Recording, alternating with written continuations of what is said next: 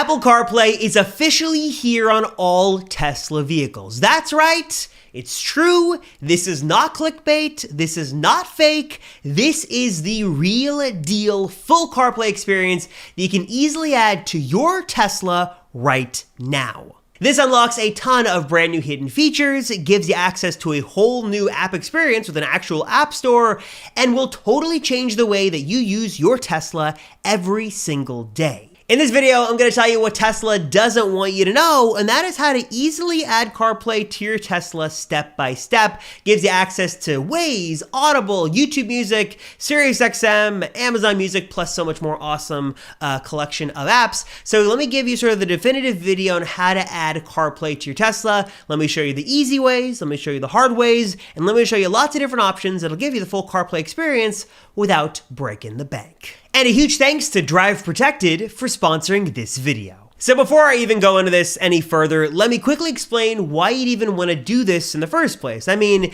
Tesla is known for having, super advanced software features built into the car. They've got a sleek, minimal interface, and, to Tesla's credit, the software in their cars is getting better and better all the time. They're adding more apps, they're adding more features. We just got MyQ, we've got Steam support in the Model S and Model X. We finally got Apple Music after years of asking, but as great as it is to see sort of these missing features come, all Teslas today still have some very basic features they're missing that you can find in almost every other car on the road for just a fraction of the price of what a Tesla is going to cost you. The ability to use Waze for your mapping system of choice, or listen to an audiobook through Audible, or even having real built-in text message functionality. The Tesla sort of does text messages, but really not at all like you should be able to do on your car. CarPlay unlocks all of these features plus so much more, gives you a great way to customize your car experience, and again, really just unlocks a whole new level of features you just can't get with the stock Tesla software. And again, while Tesla software is still really good as it stands today and it's getting better, it doesn't necessarily need Apple CarPlay, but certainly having CarPlay can give you an augmented experience that is way better, and in my opinion, does fix many of Tesla's, numerous shortcomings. So let me break down the top 5 ways you can easily add CarPlay to your Tesla right now. These projects range from dead simple to do, you don't need any of their equipment, you can do it in 30 seconds, to others that are plug and play solutions that do require extra hardware, but will sort of give you the full CarPlay experience that you're missing. So let's start with number 1. The easiest way to get all of these apps from your phone onto your Tesla is with an app called Tesla Mirror. This is available on iOS or Android, and essentially, as the name suggests, the app is going to wirelessly mirror whatever is on your iPhone or Android phone screen to your Tesla screen through the browser. So you can put up any app that you've got on your phone to the Tesla screen. This could be Waze, it could be a podcast client, could be a sports client, could even be video. I'm not going to condone watching video while you drive because that is illegal, but technically speaking, that is possible to do with this mirroring app. And the way the Tesla Mirror app works is actually pretty similar to a way a lot of these other systems work, and that is by taking full advantage of Tesla's full-featured web browser that is built into every single car to display basically a custom page. Okay, so now I'm actually in the car, and let me show you how the Tesla Mirror app works. So I've got my car here ready to go and ready to connect. You can see here the Tesla Mirror app on my iPhone is very simple. It's literally just one switch and one button. And basically what you see here is the address of what you want to input into the Tesla's web browser, and then some instructions here. So what this says is that if you want to use this sort of, wirelessly on the go, you want to make sure your phone's hotspot is turned on, and then make sure your car is connected to that hotspot, basically making sure your phone and your Tesla are on the same network. And to get this started, I'm just going to tap the start button, and let me show you what that looks like. All right, so now that the car is connected, all I want to do next is just go to the Tesla web browser, and then I'm going to go to the special IP address that I've got in my Tesla Mirror app, which in this case is going to be 240.3.3.3. So 240.3.3.3. Hit enter, and then, with any luck, there we go. I see my iPhone's home screen. I'm going to go home, and there you go. that is my iPhone's home screen right on my Tesla. And like I mentioned before, because this is just mirroring my iPhone screen, anything I do on my screen is going to show up on my phone. So I can go through my different apps if I wanted to. I could open up settings if I wanted to. If you want to see my very secure Wi-Fi password, I could even open up YouTube and I could start playing a video. Yes, it is going to work even if I do full screen. Again, I'm not recommending you do this. I'm going to turn that off. I don't condone it, but yes, because this is mirroring your screen, anything you do on your phone screen will work on here. Couple of cons, couple of downsides though to this method is that the first is that the biggest really is that touchscreen support doesn't work here, so I can't actually tap anything on here. You are going to be limited to this smaller window. So that's sort of one of the downsides here, is that you're just going to be getting a window like this. So if you can live with those limitations and you just want an easy way to sort of mirror your phone screen, here's, Apple Music, for example, really, really easy to do, and you can basically set it up within like 30 seconds. All right, we'll continue more on that in just a moment, but first, let me tell you guys about an amazing service that you absolutely need to know about that is going to do 3 very important things for your Tesla. One is to protect it, the other is to save you money, and the third is to make the entire process super simple and super easy. And only one company can check all of those boxes, and of course, that is this video's sponsor, Drive Protected. Now, if you haven't heard of Drive Protected before, let me introduce you to the #1 source for DIY paint protection film. They're here not only to help you protect the most important parts of your Tesla, but also walk you through the entire process step by step. And let me tell you that the team at Drive Protected are masters of their craft. They are experts at this, they know what they're doing, and they're here to take all of their experience and knowledge and share it with you so you can have a really easy and successful install, even if you're a beginner like me. And if you're thinking, why do I even need paint protection film or PPF? Look no further than this image that has been making the rounds online, or look no further than my Model Y that I accidentally dropped my charging cable on that put a nice scratch right on my car. And one of the things that I love most about Drive Protected is that they've got a number of excellent options to fit your Tesla's paint protection plan. If you just want to go with the hood or headlights, they've got that. Maybe add the bumper in there, they can do that as well. The film itself is completely transparent and designed with incredibly intelligent technology to provide a professional and sleek finish. And even as a total beginner myself, I just went through the process of installing a Drive Protected PPF kit on the hood of my Model Y, and it couldn't have been any easier. And they also offer a PPF install kit that is going to give you everything you need for your install to be successful. You've got your solutions here. They include a clay bar, microfiber cloth, and even a few sample pieces of the material so you can sort of practice and do some tests before you dive into the real thing. And I should also mention that even if you're not a Tesla owner yourself, or you've got another EV in your garage, Drive Protected has an excellent array of packages for other EVs on the road as well right now. Like they've got packages for the Ford F-150 Lightning and both the Rivian R1S and R1T. So now is the time to protect your Tesla with super high quality, easy to install PPF, and be sure to use the code Rosenfeld at checkout to get 20% off your next order. Again, check it out for yourself today and learn more for yourself today by clicking the link right down below. Now is the time, protect your Tesla with Drive Protected. Learn more and check it out for yourself today. Again, the link right down below. Now, the second method I want to show off is this system here that is totally modular, gives you the full CarPlay or Android Auto experience, and also gives you a full level of customization that you cannot get with any other sort of method on this list.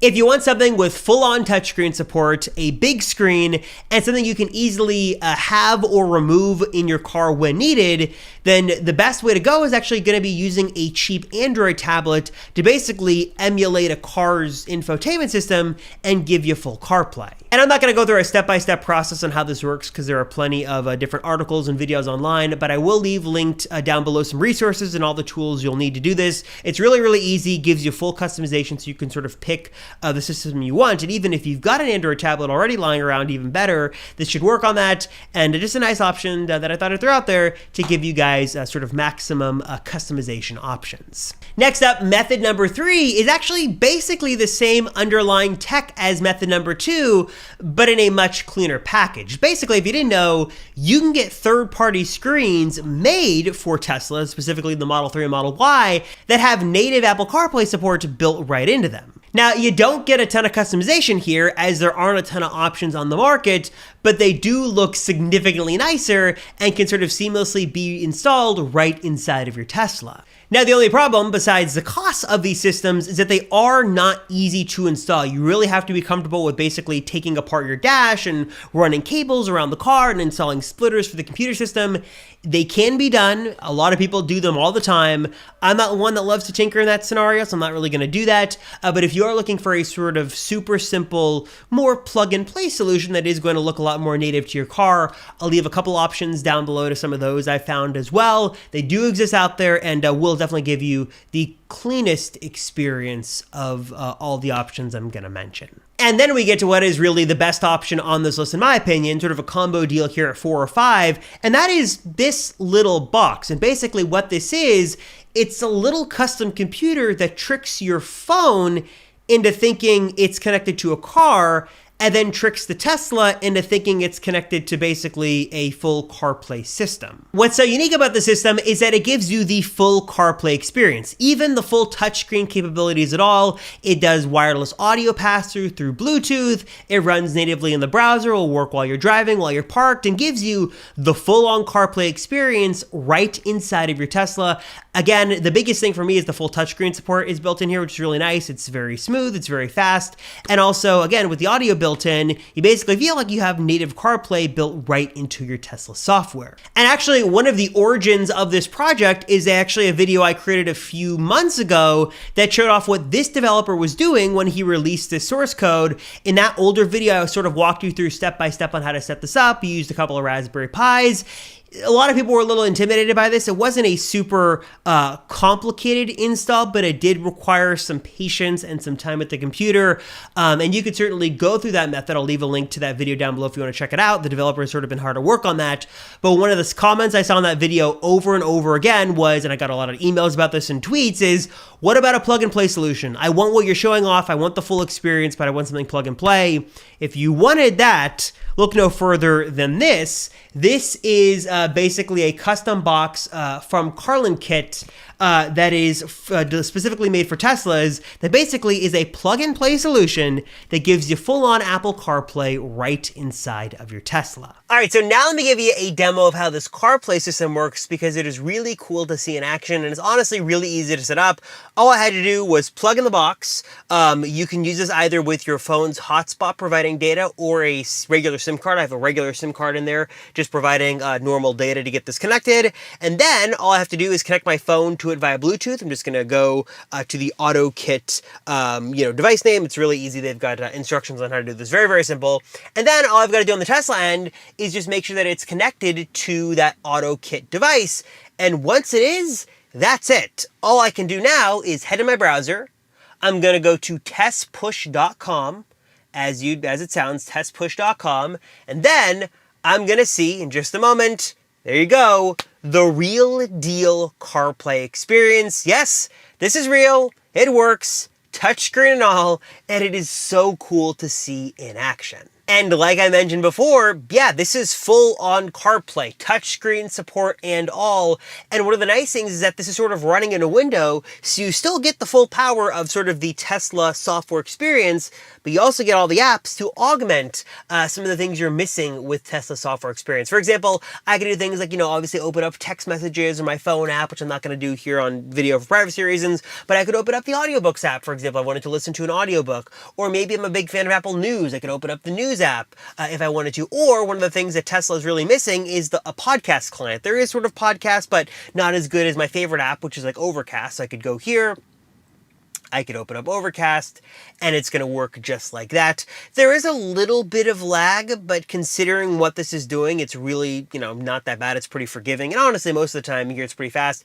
Also, this is an Intel-based car. I'm curious if it actually would run better on an AMD Ryzen-based car, one of the newer Teslas. But it does work here, and obviously it's, fully functional, fully usable. If I wanted to, adjust the wallpaper and stuff, I could jump into CarPlay settings. I could change the appearance. I could change Siri suggestions. Everything you do do on a normal CarPlay car. All the settings are here, but again, this is running right on your Tesla. Obviously, I could use different mapping software, so maybe I'm a huge fan of Apple Maps. I could easily use Apple Maps here, or if I was a Waze fan, I really, really love Waze.